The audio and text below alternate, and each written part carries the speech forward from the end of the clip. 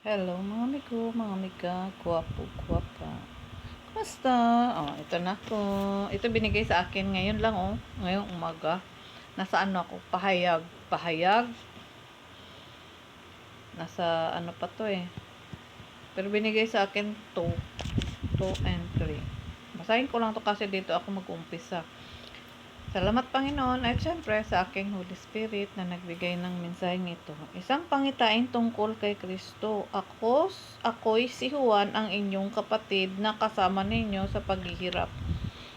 Pagkat paghahari at pagtitiis dahil sa pakikipag-isa kay Jesus, itinapon ako sa pulo ng Patmos sapagkat ipinangaral ko ang salita ng Diyos at ang katotohanang inihayag ni Jesus.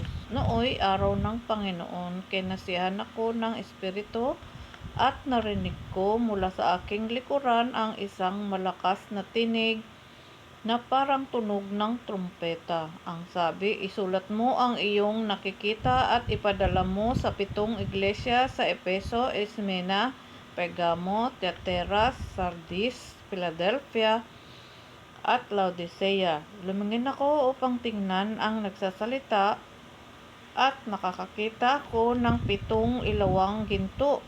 Nakatayo sa gitna ng mga ito ang isang animoy lalaki, nakadamit ng abot sakong at may pamingkis na ginto sa kanyang dibdib. Kasim puti ng bulak o ng nyebe ang kanyang buhok at nagniningas na parang apoy ang kanyang mga mata. Kumikinang ang kanyang mga paa na parang tansong dinalisay sa pugon at pinakintab animo ugong ng tubig ng isang malaking talon ang kanyang tinig. May hawak siyang 7 bituin sa kanyang kanang kamay at lumabas sa kanyang bibig ang isang matalas na tabak na 2 ang talim. Ang kanyang mukha ay nakasisilaw na tulad ng araw sa pagkatanghalian. Pagkakita ko sa kanya, para akong patay na nalugmok sa paanan niya, ngunit ipinatanong niya sa akin ang kanyang kanang kamay at sinabi, Ipinatanong niya sa akin ang kanyang kanang kamay at sinabi, huwag kang matakot, ako ang simula at ang wakas at ang nabubuhay. Namatay ako, ngunit masdan mo, ako'y buhay ngayon at nanatiling buhay magpakailanman. Nasa ilalim ng kapangyarihan ko ang kamatayan at ang daigdig sa mga patay. Kaya't isulat mo ang iyong nakikita, ang nangyayari ngayon at ang mangyayari pa. Ito ang kahulugan ng 7 bituing hawak ko at ang 7 ilawang ginto. Ang 7 bituin ay ang anghel na 7 iglesia at ang 7 ilawang ginto ay ang 7 iglesia. Yun, tapos na po. Ay, diretso ko na lang. Basahin ko yung tour. Ang sulat sa iglesia sa Efeso. Isulat mo sa anghel ng iglesia sa Efeso. Ito ang sinasabi ng may hawak ng 7 bituin sa kanyang kanang kamay. Lumalakad sa gitna ng 7 ilawang ginto. Nalalaman ko ang mga ginawa mo, ang iyong mga pagpapagal at pagtitiyaga. Alam kong namumuhi ka sa masama. Sinubok mo ang mga panggap na apostol, ang mga nagpanggap na apostol at napatunayan mong sila'y bulaan. Alam mo ring matyaga ka, nagtitiis ng maraming hirap alang-alang sa akin at hindi nanlupaypay. Ngunit ito ang ipinagdaramdam ko sa iyo, nanlalamig ka na sa akin, hindi mo na ako mahal tulad ng dati. Alalahanin mo ang dati mong kalagayan, pagsisihan mo at talikdan ang iyong masamang gawa. At gawin mong muli ang mga ginawa mo noong una. Kapag hindi ka nagsisi, paririyan ako at aalisin ko sa kinalalagyan ang iyong ilawan. Ngunit ito naman ang napupuri ko sa iyo. Kinapuputan mo ring tulad ko ang ginagawa ng mga Nicolaita. Kung may pandinig kayo, dinggin ninyo ang sinasabi ng Espiritu sa mga iglesia. Sa mga iglesia.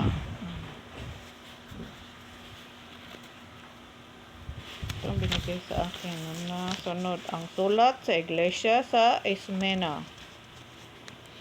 Sulat mo sa anghel ng iglesia sa Ermena. Ito ay ipinasasabi niya sa siyang simula at wakas, ang namatay at muling nabuhay. Nalaman ko ang mga pagsubok na dinaranas mo. Alam kong mahirap ka, ngunit ang totoo'y mayaman ka. Nalalaman ko rin ang mga paninirang puri sa iyo ng mga magpapanggap na mga Hudyo. Ngunit ang totoo, sila'y mga kampon ni Satanas. Huwag mong katakutan ang mga pag-uusig na malapit mo nang danasin. Tandaan mo, pabibilanggo ng dyablo ang ilan sa inyo bilang isang pagsubok. Magtitiis kayo sa loob ng 10 araw. Manatili kang matapat hanggang kamatayan at ipagkaloob ko sa iyo ang putong ng buhay. Kung may pandinig kayo, dinggin ninyo ang sinasabi ng Espiritu sa mga iglesia. Ang magtatagumpay ay hindi magdaranas ng pangalawang kamatayan. Ang sulat sa iglesia sa Pergamo. Isulat mo sa anghel ng iglesia sa Pergamo. Ito ang ipinapasabi ng may hawak ng matalas na tabak na dalawa ang talim. Nalalaman kong nakatira ka sa kinaroroonan ng tuklukan ni Satanas. Gayunman,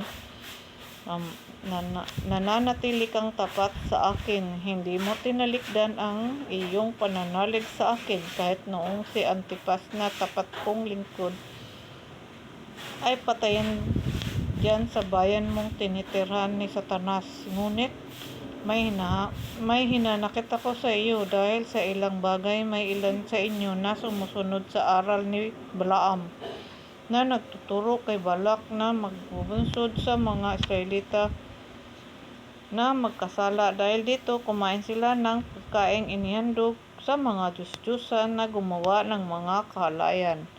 May ilan din sa inyong sumusunod sa aral ng mga Nicolaita. Kaya nga, pagsisihan ninyo, talikdan ang inyong mga kasalanan. Kung hindi, pariyan ako sa lalong madaling panahon at pupuksain ko ang mga taong iyon sa pamamagitan ng tabak na lumalabas sa aking bibig. Kung may pandinig kayo, dinggin ninyo ang sinasabi ng Espiritu sa mga iglesia. Sa magtatagumpay ay ibibigay ko ang nakatagong pagkain mula sa langit. Bibigyan ko rin ang bawat isa sa kanila ng 7 puting bato na kinasusulatan ng isang bagong pangalan na walang sinumang nakaalam maliban sa tatanggap nito. Ang sulat sa iglesia sa Tiatira. Isulat mo sa anghel ng iglesia sa Tiatira. Ito ang sinasabi ng anak ng Diyos na may mga matang nagniningas na parang apoy at mga paang kumikinang na parang tansong pinakintab. Nalalaman ko ang ginagawa mo, ang iyong pag-ibig, katapatan, paglilingkod at pagtitiyaga. Nalalaman kong higit kaysa noon una ang ginagawa. Nag-react sa dito sa 19. Nalalaman ko ang ginagawa mo, ang iyong pag-ibig, katapatan, paglilingkod at pagtitiyaga. Nalalaman kong higit kaysa noong una ang ginagawa mo ngayon. Ngunit ito ang masasabi ko laban sa iyo. Pinapayagan mo si Jezebel, ang babaeng nagpapanggap na sugo ng Diyos. Nalilinlang niya ang aking mga lingkod, ibinubulid sa kahalayan at inuudyo kang kumain ng pagkaing inihandog sa mga Diyos-Diyusan. Binigyan ko siya ng sapat na panahon upang pagsisihan at talikdan ang mahalay na pamumuhay. Ngunit ayaw niyang magbago. Pakinggan mo, mararatay siya sa higaan, pati ang mga nakiapit sa kanya. Magdaranas sila ng matinding kahirapan kung hindi nila pagsisihan ang kasamaang kanilang ginagawa sa piling niya.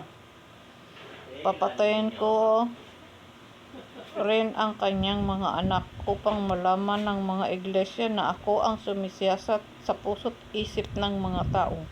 Gagantihan ko ang bawat isa sa inyo ayon sa inyong mga gawa. Ngunit ang ibang taga-Tiatira na hindi nakinig sa masamang turo ni Jezebel at hindi natuto ng tinatawag na malalalim na lihim ni Satanas ay hindi ko bibigyan ng pasanin. Gayunmay, ingatan ninyong mabuti ang mga katangian na sa inyo hanggang sa pagdating ko sa magtatagumpay at tutupad ng kalooban ko hanggang wakas. Ibibigay ko ang pamamahalang gaya ng tinanggap ko sa aking ama, ang pamamahala sa mga bansa.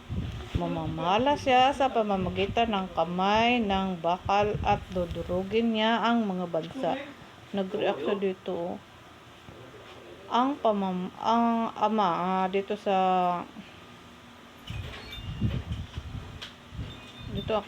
siya nag-react. Aking ama ang pamamahala sa mga bansa. Mamamahala siya sa pamamagitan ng kamay na bakal at dudurugin niya ang mga bansa gaya ng pagdurog sa palayok. Ibibigay ko rin sa kanya ang tala sa umaga. Kung may pandinig kayo, dinggin ninyo ang sinasabi ng Espiritu sa mga iglesia. Ang sulat sa iglesia sa Sardis. Isulat mo sa anghel ng iglesia sa Sardis, ito ang sinasabi ng may 7 espiritu ng Diyos at may 7 bituin. Nalalaman ko ang ginagawa mo. Ipinapalagay kang buhay, ngunit ang totoo, ikaw ay patay. Gumising ka at pasiglahin mo ang mga bagay na nalalabi sa iyo nang di tuluyang mamatay. Nakikita kong hindi naganap ang mga nagawa mo sa paningin ng aking Diyos. Alalahanin mo kung paano mong tinanggap ang mga aral na iyong narinig. Isagawa mo ang mga yaon, pagsisihan mo, talikdan ang iyong kasamaan. Kung hindi ka gigising, paririyan akong gaya ng magnanakaw. Hindi mo malalaman ang oras ng aking pagdating. Gayunman, may ilan din diyan sa Sardis na nag-iingat ng pananatiling malinis at nanatiling malinis ang kanilang damit, kaya't magiging kasama-sama ko silang nakasuot ng puti sapagkat sila'y karapat-dapat at nagtatagumpay sa daratdan din ng puti at alisin sa aklat ng buhay ang kanyang pangalan. Kikilanlin ko siya sa harapan ng aking ama at ng kanyang mga anghel. Kung may pandinig kayo, dinggin ninyo ang sinasabi ng Espiritu sa mga iglesia. Ang sulat sa iglesia sa Philadelphia. Isulat mo sa anghel ng iglesia sa Philadelphia, ito ang sinasabi ng banal at mapagkakatitiwalaan. Siya na naghawak ng susi ni David, walang makapagsasara ng anumang buksan niya at walang makapagbubukas ng anumang sarhan niya. Nalalaman ko ang iyong mga gawa. Alam kong kakaunti ang kakayahan mo, ngunit sinusunod mo ang aking turo at naging tapat ka sa akin. Kaya't binuksan ko ang isang pinto sa harapan mo at walang sinumang makapagsasara nito. Pakinggan mo at padudulugin ko sa iyo at payuyukurin sa harapan mo ang pangkat ni Satanas na nagsisinungaling at nagpapanggap na mga Hudyo upang malaman nilang iniibig kita sapagkat tinupad mo ang aking utos na magtiyaga. Iingatan naman kita pagdating ng panahon ng pagsubok sa lahat ng mga tao sa buong sanlibutan. Darating ako sa lalong madaling panahon. Ingatan mo ang mga katangiang nasa iyo upang hindi maagaw ni naman ang iyong korona Ang magtatagumpay ay gagawin kong isang haligi sa templo ng aking Diyos at hindi na siya maalis doon magpakailanman. Inuukit ko sa kanya ang pangalan ng aking Diyos at ang pangalan ng lungsod ng aking Diyos, ang bagong Jerusalem, na bababa mula sa langit buhat sa aking Diyos. Iuukit ko rin sa kanya ang aking bagong pangalan. Kung may pandinig kayo, dinggin ninyo ang sinasabi ng Espiritu sa mga iglesia. Ang sulat sa iglesia sa Laodicea. Sulat mo sa anghel ng iglesia sa Laodicea. Ito ang sinasabi niya sa mga niya na ang pangalan ay Amen. Amen. Ang matapat ay tunay na saksi at siyang pinagmulan ng lahat ng nilalang ng Diyos. Nalalaman ko ang mga ginawa mo. Alam kong hindi ka malamig ni mainit.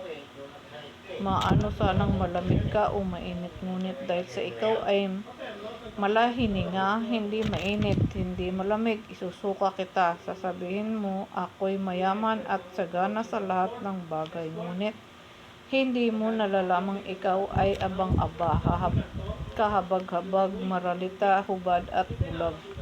Kaya nga, ipinapayo kong bumili ka sa akin ng dinalisay na ginto upang ikaw ay maging tunay na mayaman. Bumili ka rin ng puting damit upang matakpan ang nakahihiya mong kabaran at ng gamot sa mata nang ikaw ay makakita. Tinuturuan ko't sinusupil ang lahat ng aking iniibig, kaya nga nagsikap ka. Pagsisihan mo talikdan ang inyong kasalanan. Nakatayo ako sa labas ng pintuan at tumutuktok.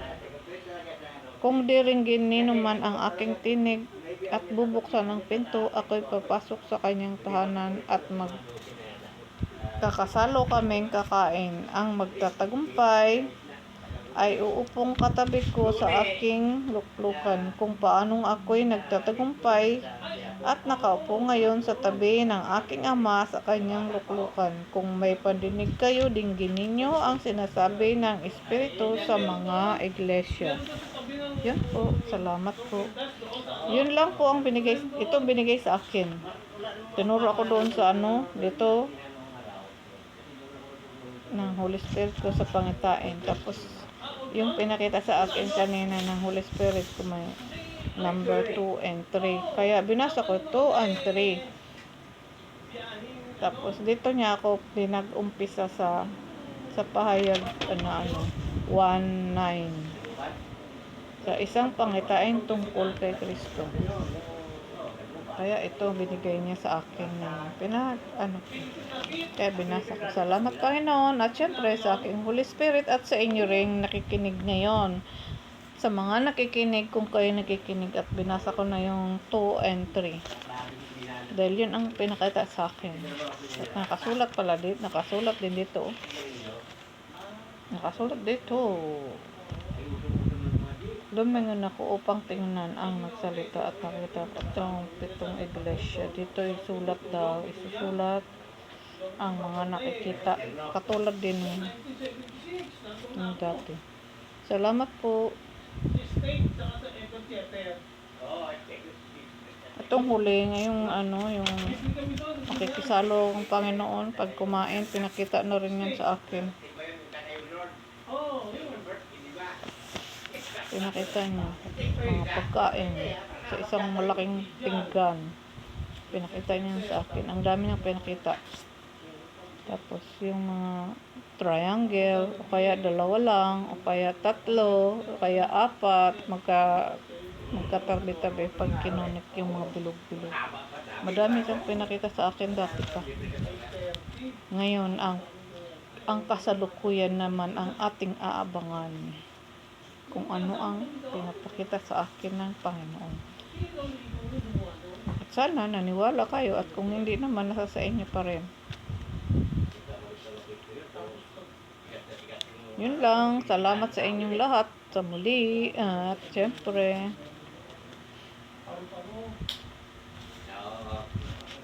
sa Panginoon muli at sa aking Holy Spirit sa ulitin. Salamat po sa inyong pakikinig mga gwapo, gwapa, migo, miga.